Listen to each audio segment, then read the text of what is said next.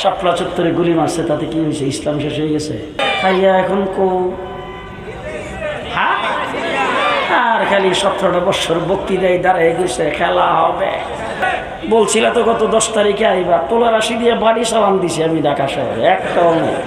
এই দেশ থেকে ইসলামী শিক্ষাকে সমূলে বিদায় করার জন্য কোনো স্কুলে একজন মৌলভী মাস্টার ছিল না। গোটা পরীক্ষার থেকে ধর্মীয় শিক্ষা বাতিল করা। শাপলা চত্বরে গুলি মারছে, তাতে কি হয়েছে? ইসলাম শেষ হয়ে গেছে? ইসলাম শেষ হয়ে গেছে? মুহাম্মদুর রাসূলুল্লাহ সাল্লাল্লাহু আলাইহি ওয়াসাল্লাম তাইফের জমিনে পাথরের মতো বৃষ্টির আঘাত হয়েছে, ইসলাম কিন্তু শেষ হয়ে যায় নাই। আল্লাহর নবী দান শহীদ করেছেন উহুদের লড়াইয়ে, ইসলাম কিন্তু শেষ হয়ে যায় নাই। হযরত আমির হামজার লাশটাকে টুকরা টুকরা করা হয়েছে, ইসলাম কিন্তু শেষ হয়ে যায় নাই। ইমামে আজম আবু হানিফা জানাজা তার জেলখানার থেকে বের হয়েছে, ইসলাম কিন্তু শেষ হয়ে যায় নাই। ইমাম আহমদ ইবনে হাম্বলের গায়ে দুর্রা মারা হয়েছে, ইসলাম কিন্তু শেষ হয়ে যায় নাই। ইমাম মালিককে পিটাইতে হাত ভেঙে দেওয়া হয়েছে, ইসলাম কিন্তু শেষ হয়ে যায় নাই। আমার বন্ধুগণ, বালাকোটের ময়দানে সৈয়দ আহমদ বেরলভী শাহ ইসমাইল শহীদ হয়েছে, ইসলাম কিন্তু শেষ হয়ে যায় নাই। পরে 200 বছর ইংরেজ আমাদেরকে নির্যাতন করেছে, ইসলাম কিন্তু শেষ হয়ে যায় নাই। শাপলা চত্বরে আল্লাহ মাহমুদ শফির বাহিনী রক্ত দিয়েছে, ইসলাম কিন্তু শেষ হয়ে যায় নাই। আল্লাহরাও ধোঁকা দিতে পারে নাই, মুমিনকেও ধোঁকা দিতে পারে নাই, নিজেরাই ধোঁকা খাইছে। খাইয়া এখন আর খালি 17টা বছর বক্তৃতায় দাঁড়ায় গেছে, খেলা হবে।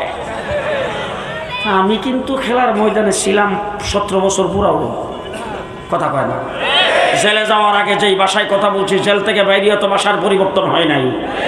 খেলার মাঠে তো আমরা ছিলাম, 17 বছর তোমাদের সাথে খেলছি, কিন্তু দুঃখ হইল তোমরা যে আমাদের সাথে খেলতে আসছো পুলিশ লীগের অস্ত্রের বিনিময়ে খেলছো, তোমাদের কোনো শক্তি নাই।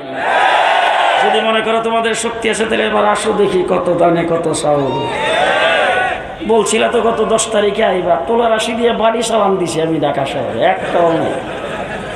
বাড়ি সালাম দিও হাই হাই হাই। আমার বন্ধুগণ, বিশ্বাস কার উপর? কার উপর? তাই এবার আপনাদের সামনে বলবো, জানি না আপনারা সমর্থন করবেন কিনা।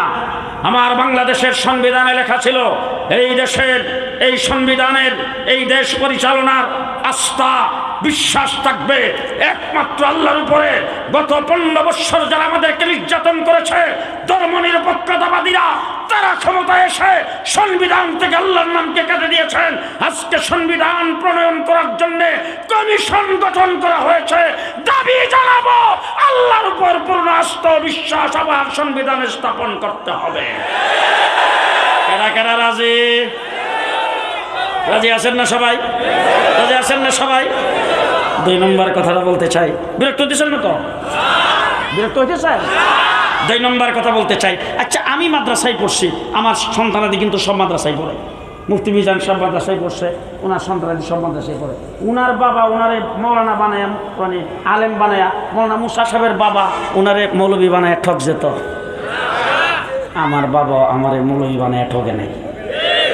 আমি আমার সন্তানাদি যারা আছে সবাই জমায়ে কইছি, আমার বাপের ঘর আমি হইলাম কাঠমোল্লা, তোরারও বানামো কাঠমোল্লা।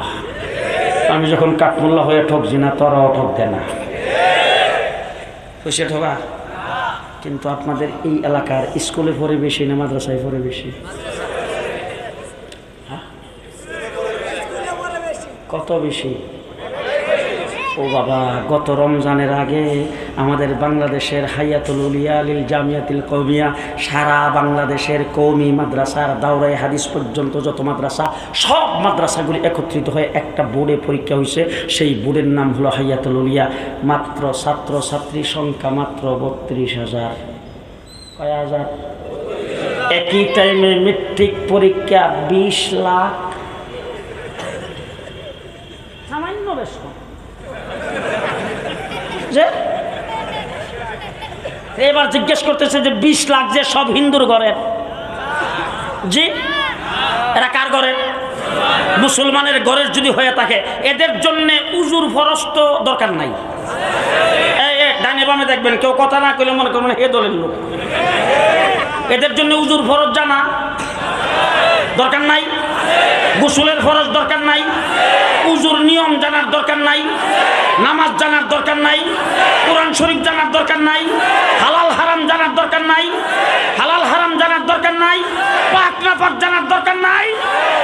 দরকার থাকে তাইলে এই 20 লক্ষ কি মাদ্রাসায় আসবে? ফতোয়া দিয়ে তাদেরকে মাদ্রাসায় আনা যাবে? আনা যাবে না। তারা কেউ ব্যারিস্টার হবে, কেউ ডাক্তার হবে, কেউ ইঞ্জিনিয়ার হবে। ইঞ্জিনিয়ার আমারও দরকার, মুফতি মিজান সাহেবেরও দরকার। ডাক্তার আমারও দরকার, মুফতি মিজান সাহেবেরও দরকার। আমার দেশে ডাক্তার, ইঞ্জিনিয়ার, প্রফেসর দরকার আছে না নাই? ব্যারিস্টার দরকার আছে না নাই?